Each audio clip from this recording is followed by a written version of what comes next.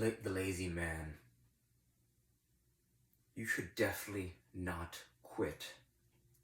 Right? You're 1 to 3 years younger than your whole entire team. So for you to expect that you should start and or get game time in this playoff game, um,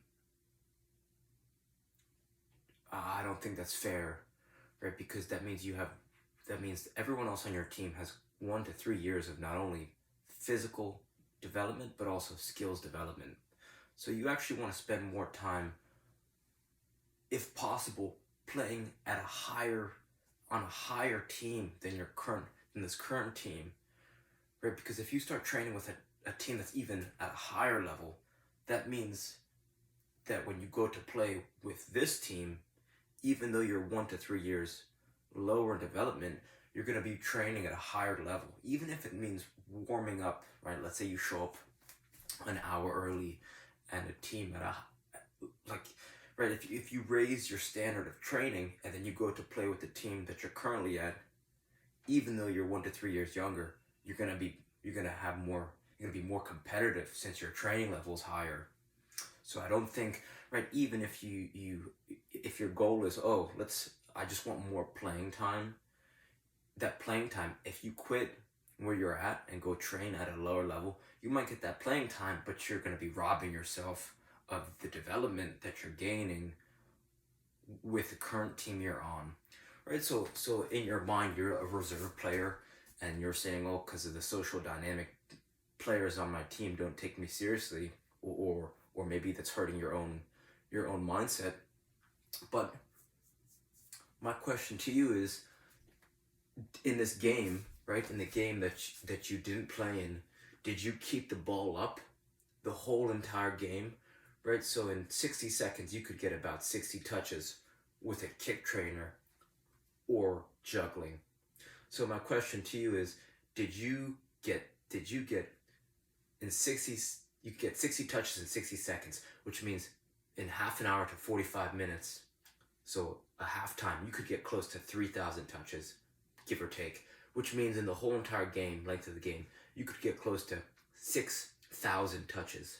If you didn't get 6,000 touches in in the length of that whole game, or even, did you keep the ball up for 60 seconds on the sideline, close enough to your bench where you can be, the coach sees, okay, look at my bench, who's ready to play? So you're right there with the team, but you're keeping the ball up. If you didn't get 60 touches on the sideline, you just robbed yourself of 6,000 touches that could have made you better for the next time.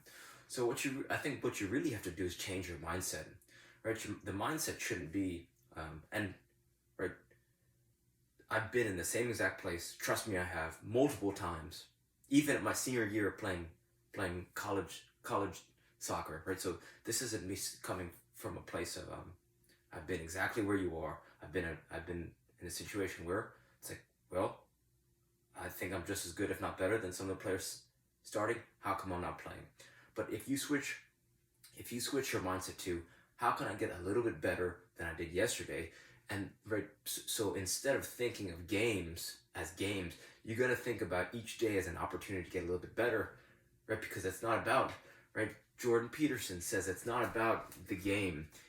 The game is a series of games, right? So if you got a little bit better, if you kept the ball up 3,000 times, if you kept the ball up 6,000 times in 90 minutes, in 100 minutes of, right, 10-minute halftime, 45-minute one half, 45-minute other half, that's close to 3 hours that you could have been getting touches using a kick trainer, right? Just working on your left and your right.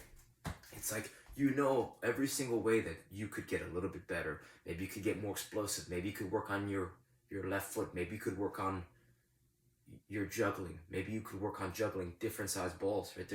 I'm sure there's ways that that you could get a little bit better that you haven't. So instead of focusing on, instead of your mindset being, I should at least get a little bit of time, or I should have started the game, or even though I'm a little bit younger, right? Instead of talking about all the ways that you got the shit end of the stick, why don't you start by focusing on the things that you can control?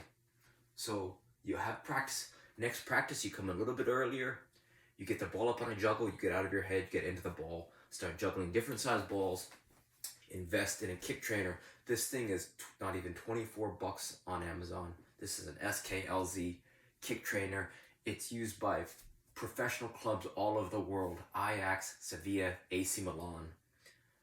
You could cram thousands of touches into days or weeks, right? Because it's effortless. It's effortless timing, rhythm, coordination, balance.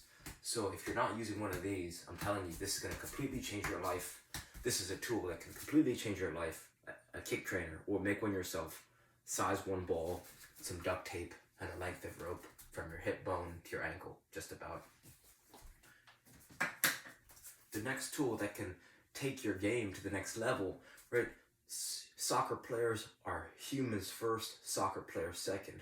So if you improve the quality of your movement at a fundamental level, and I'm talking about your ability to understand where your body is in time and space, right? This is an RMT rope, and this is going to help you, again, improve timing, rhythm, coordination, balance, right? It's going to help you not get knocked off the ball. It's going to make it so that you are going to transcend, you're going to transcend your teammates, because if